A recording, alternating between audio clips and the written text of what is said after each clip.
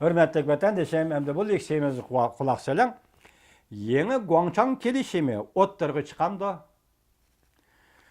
Bir kichik mavzu. Aslida bu bir cho'ng mavzuning aslida kichik mavzu. Biz sizlarga buni qisqart deb tanishtirishni loyiq topdik. Yeni Guangchang kelishimi Jungo pul muomala urushida mag'lub bo'lib, Yaponiyaning izidan mangandi cho'ng mavzu ostidagi kichik mavzu. Mavzular xabar ishidagi bir abzas edi. Biz vatandoshlarga buni qisqart deb tanishtiramiz. Bu xabar 2-23 kun Dovitor betida e'lon qilindi. Bütün dünyada 20 devlet guruhining yig'iniga diqqat qilmoqda. O'tgan yili 11-oyda 20 devlet guruhining yig'ini Turkiyaning Anadoliya o'lkasida ochildi. Endi bu yil etishni buni Jungoga taqdim qildi. Jungo 20 davlat boshliqlari yig'inini Hangzhouda ochdi bu yil 11-oyda. Uningdan burun hozir Shanxayda echilayotgani 20 davlat guruhining moliya va bank boshliqlari yig'ini echilayotdi. Hozir nima deydi? Ma xabarda bütün dünya 20 davlat guruhining yig'iniga diqqat qilmoqda. Amerika Qo'shma Shtatlari 20 davlat guruhiga a'zo davlatlarga chaqiriq qilib, texmi ko'p moliya siyosati yurgizib, bütün dunyoning ehtiyojini g'idiqlashga chaqirdi. Yer shari bo'yicha bankga bo'lgan ishonchni kuchaytirib, bozorning tavrinishini azaytishni chaqiriq qildi. Reuters agentligi Amerika moliya amaldorlarining televiziya ziyorati qilganda 22 kuni Amerikaning moliya amaldorlari mundaq ko'rsatdi. Amerika har qaysi davlatlarning pulining qimmatini raqobatlashib tushirmaslikka haydakchilik qiladi.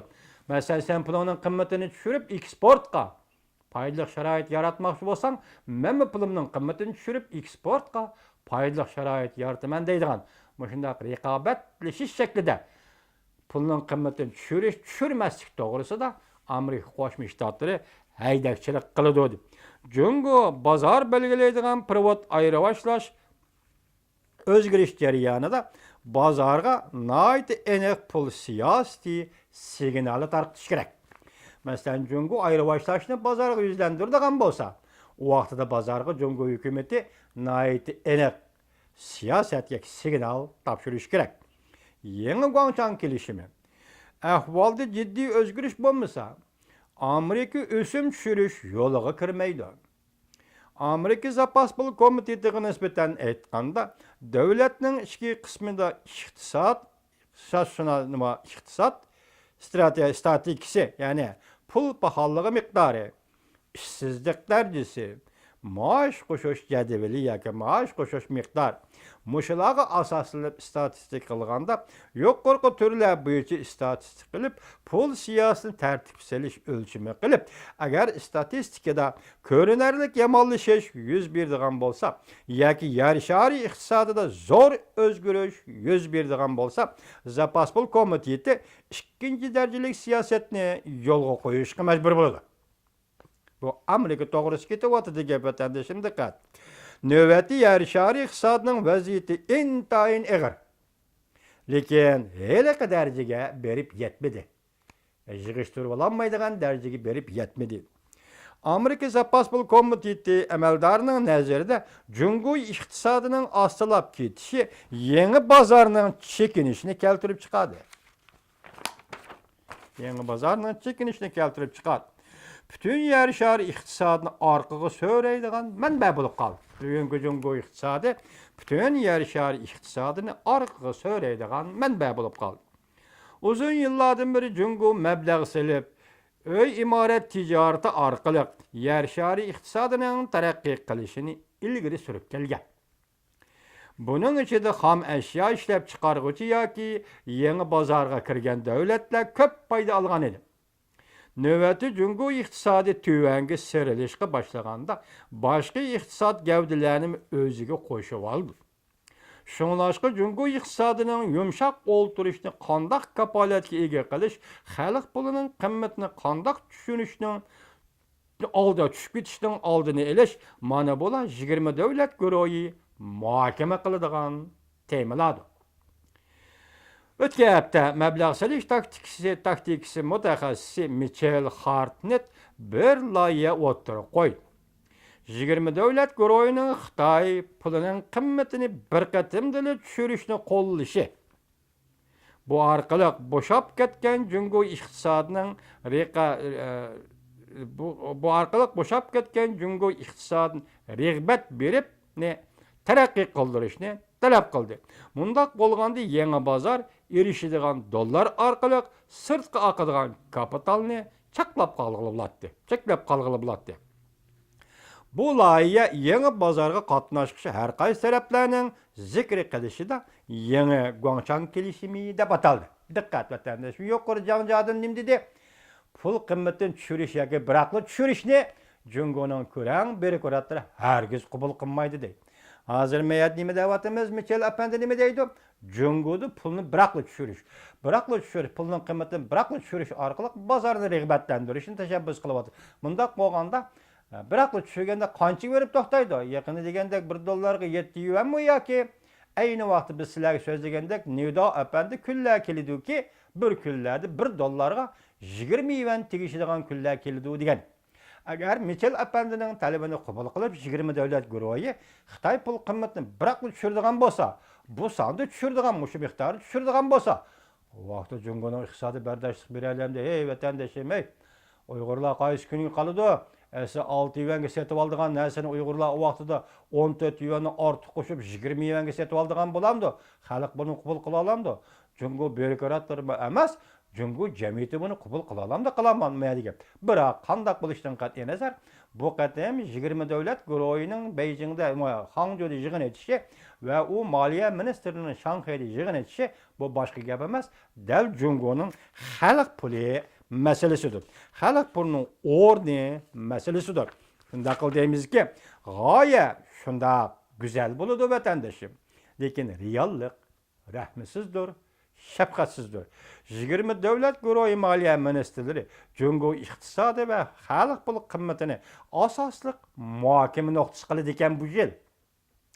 Lekin Jungo iqtisodining o'zgarishiga boshqa davlatlar haydakchilik qiladigan bo'lsa, mana Jungolikdan nazarga endi biz boshda janjadinni shunda deganda anladik, endi ma xabarda shunda deyilyapti. Boshqa davlatlar Jungoda pul muomala siyosatining o'zgarishiga yoki iqtisodiy islohotning o'zgarishiga boshqa davlatlar kelib haydakchilik qiladigan bo'lsa, yoki uni boshqaradigan bo'lsa, deydiki nima bu xabarda vaqtida kishilar bu holga, bu ishga parishon holda talmurib qarab qoladi deydi. Bu yer nima deymiz, yana bir gapni aytaylik. Amerika Qo'shma Shtatlarining moliya ministri Jacob Lew apandi 22 kuni Washingtondan ayrilibla Shanxayga yurish qilib ketdi. Yig'in 26 kuni boshlandi. Shu vaqtda 22 kuni prezident Obama Aqsaroyda shtat boshliqlarini kutib olish yig'ini o'tkazganda bir jumlani aytdi.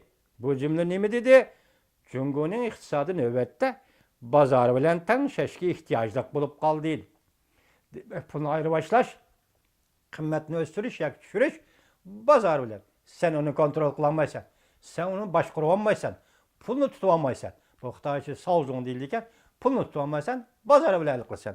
Demak, moliya ministri Jacob Lew Shanxayga yurish qildi. Prezident Obama bu bishoratni berdi. Ya'ni nima dedi? Jungoning andizisi, masalan, pulni paxollashtirish orqali, ya pulning qimmatini tushirish orqali eksportga ta'sir ko'rsatish degan bu narsa Jungocha andiza. Bu bizga g'arb dunyosining andizasi emas. Jungocha andiza hozir oqmaydigan bo'ldi dedi. Shundan qaraganda vatandoshim, biz Janjadin apandining hikoyasini maqolada sizlarga anglatdik. Bu yigit 2001-yili Jungo 10 yilda gumron bo'ldi degan. 2002-yili shu so'zni yana takrorlagan. 2004-yili bu so'zni yana takrorladi. 2015-yili 1-oyda yana bir takrorladi. Endi bugun 2016-yil kelib yana bir takrorladi. Sizlar ko'rib turibsizlarki, bu yerda Janjadin hech qachon yolg'on so'zlayotgani yo'q. Uning degan shu vaqtlarda Jungoning iqtisod dal shunday vaziyat kelib qoldi. Mana ko'rib turibsizlarki, bu yil 20 davlat guruhi Jungoda yig'in ochadi ekan, masala Jungo iqtisodini, ya'ni Xitoy pulining o'zgarish ahvolini qanday kontrol qilish, buning qanday taqobil turish, maqsad Jungo iqtisodini saqlab qolish. Demek Cungo iqtisadi saqlab qilish. Biz hozir aldirayotganimiz demek Cungo iqtisadini yar ketsa, Cungo'nun siyasetini yar ketidi deb qarab kelyapmiz oddiy logika bo'yicha. Endi hozir 20 davlat guruhi Cungo iqtisadini saqlab qolganda, o vaqtda siyosiy jihatda Xitoy nima-nimalarni qilishga majbur bo'ladi. İnsan mecbur bo'lganda uning boshqa chora yo'q. Faqat majburiyatga bo'ysunmoqdan boshqa chora yo'q. Yoki o'lim yoki o'lim degandek. Esinglarda bormi-ki vatandoshim, 1945-yili xalqaro cho'ng davlatlar besimi ostida shu vaqtki Jungo hukumatining Gomindan hukumatining boshlig'i Jiang Jieshi tashqi Mong'oliyaning mustaqil bo'lishini e'tirof qilishga majbur bo'lgan.